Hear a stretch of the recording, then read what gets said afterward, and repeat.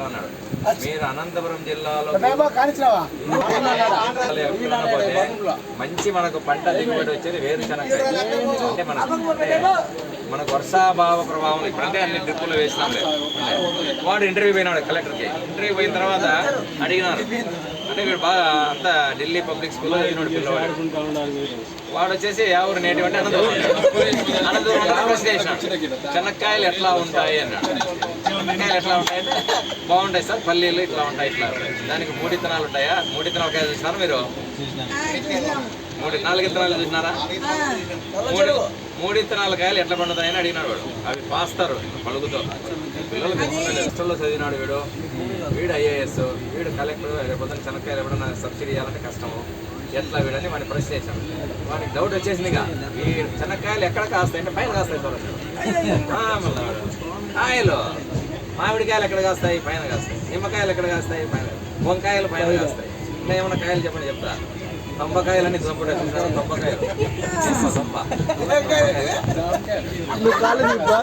తొంబకాయలు కూడా బయట కాస్తాయి.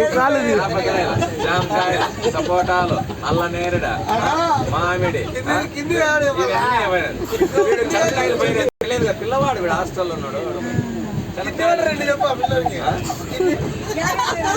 మనకు తెలియదు.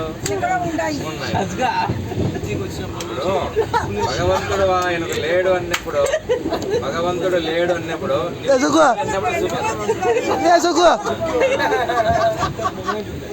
అందుకే మీరేం ప్రకృతిని ఏం చేయాలంటే, అంటే పిల్లలు వీళ్ళతో వయసు పిల్లలు love love love love love love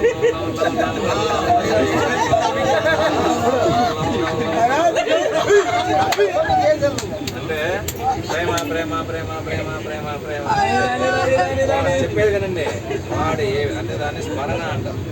అయితే మీరు రేపు ఆదివారం వస్తానంటే వీడు నీళ్లు సంప్రదిస్తాడు.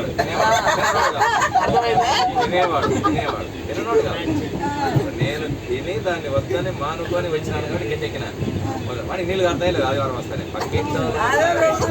పక్కింట్లోడు బాబునోడు ఉంటే వాడు ఆవాలు ధనియాలు తర్వాత పెడితే అదొక వాసన వస్తుంది. ఇది వద్దమ్మా ఆ ఇంటిది బాగుంది అంటాడు.